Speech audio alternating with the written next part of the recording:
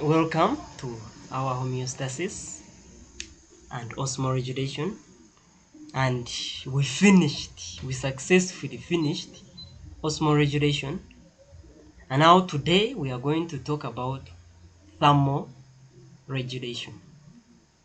And guys, it shouldn't confuse you. You see, there are two words, thermo and then regulation, and thermo means temperature. So this is the same as temperature regulation. Okay, so you're going to see how our bodies and other organisms do maintain their body temperatures constant. So feel free, feel at home, use the chat box, drop those questions. If the questions are immediate, you can always unmute and ask. By the way, don't forget to subscribe and share it with your friends so that they can also subscribe. Now, with temperature regulation, it refers to the maintenance of body temperature constant and effective for optimum functioning of the enzymes. We have to try by all means to maintain the body temperature constant or within a constant range. It might be hard to maintain it at a certain temperature value. It might be hard, but you can maintain it within a given range that doesn't really affect your enzymes. Now you all know that there are a lot of body metabolism. There are a lot of metabolic activities that take place inside our bodies. And you all know that these metabolic activities are enzyme controlled. And from Chemicals of Life, we saw certain factors that do affect the rate of enzyme activity, and one of them was temperature. And actually, this is the main factor. Any slight deviation in temperature can result into total breakdown of the organism. So as a result, these organisms must therefore maintain their temperatures or their body temperature within a range that is manageable. Okay? And in this lesson, we are going to see how different organisms do that. Now, how do these organisms do it? They do so by balancing heat production or heat that is gained from the external environment, okay, with the heat that is lost. Okay? And so by so doing, you'll be able to maintain your body temperature constant. So with this simple formula, heat gain, it should be equal to heat that is lost. Okay? And so, depending on the environmental temperature, the heat that is gained must be equal to the heat that is lost, unless there is some variations. And so that you'll be able to maintain your constant body temperature.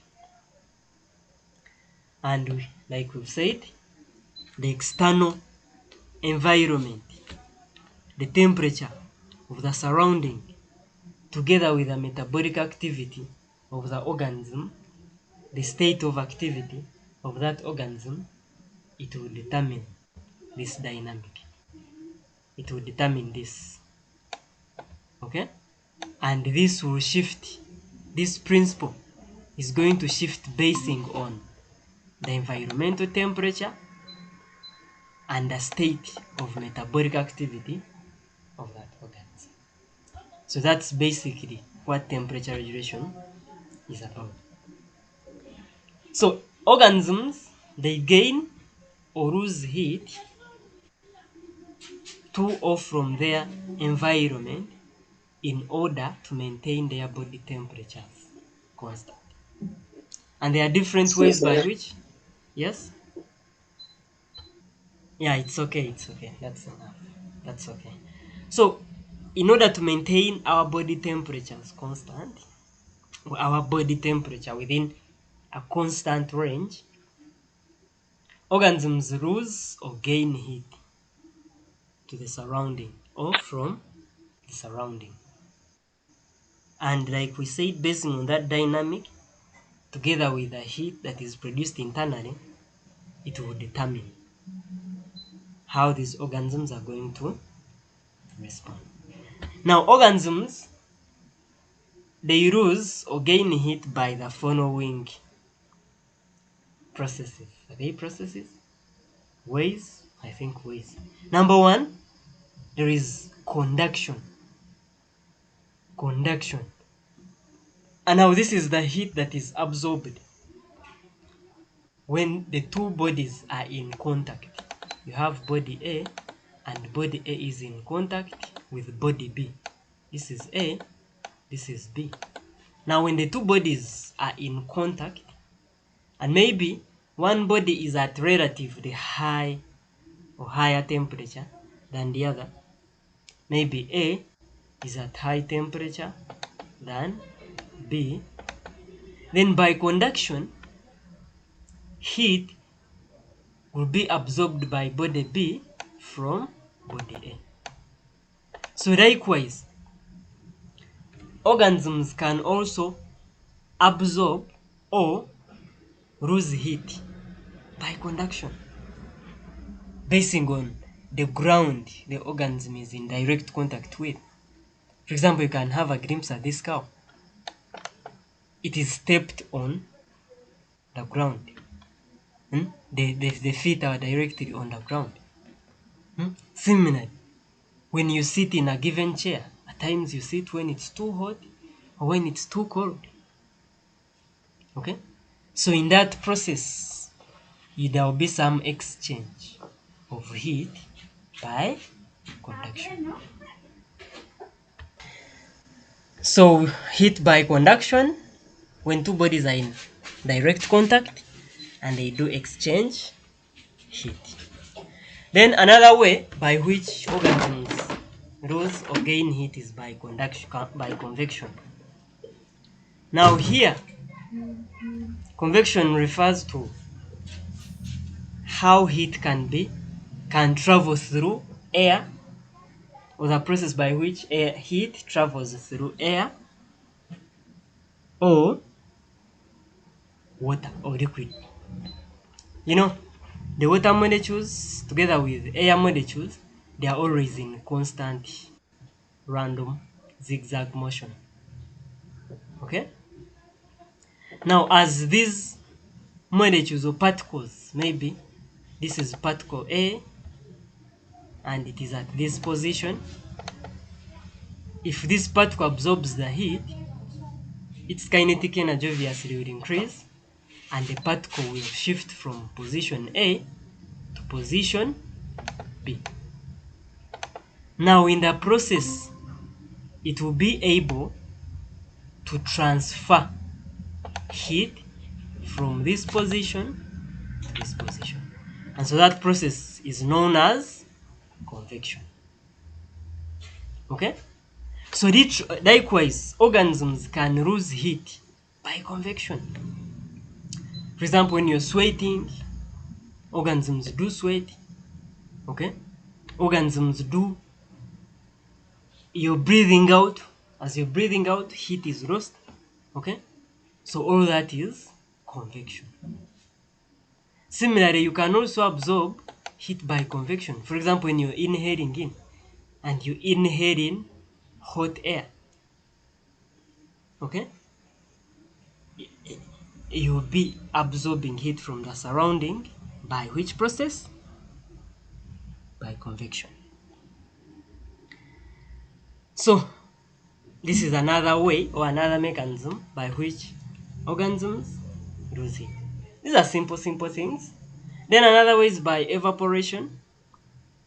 Okay, that's when So with convection, yeah, we saw what convection is. Then, yeah, sorry for that, but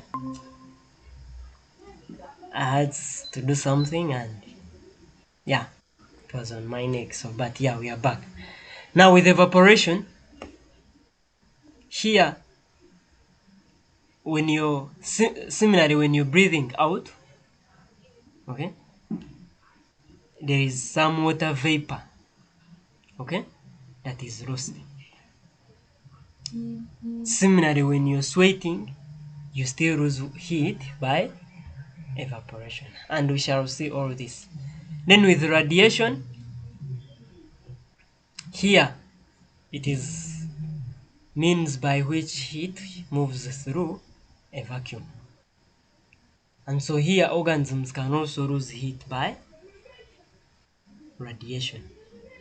That is, the heat hits the ground and then the sun rays hit the ground, and then the heat that